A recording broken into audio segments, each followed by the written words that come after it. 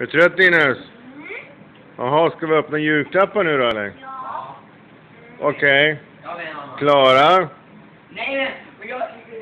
Färdiga? Nej, jag tror vi väntar en stund, va? Nej! Nu kör vi!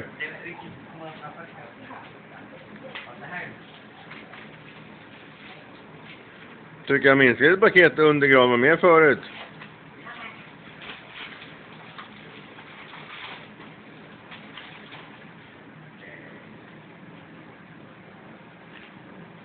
Vad var det där för någonting där? Skiva.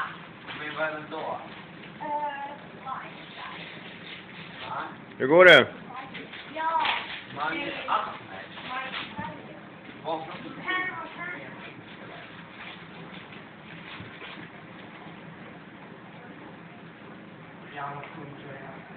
Får kolla, Robin? Va? Får kolla? Ja.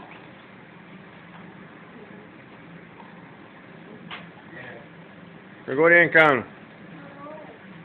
Vad är det, Linus? Åh, fett med dollars. Vad är det här då? Åh jävlar vilken hög du fick då. Vad ska du köpa för någonting då? Banan. Saker till pappa? Jag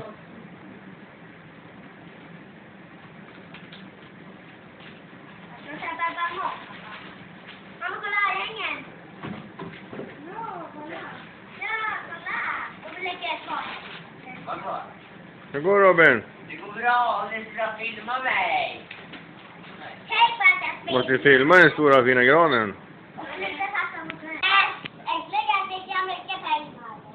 Fick du mycket pengar, Enkan? Ja. Det är bra det, för pappa börjar få tomt med pengar. Och jag är Linus tjej.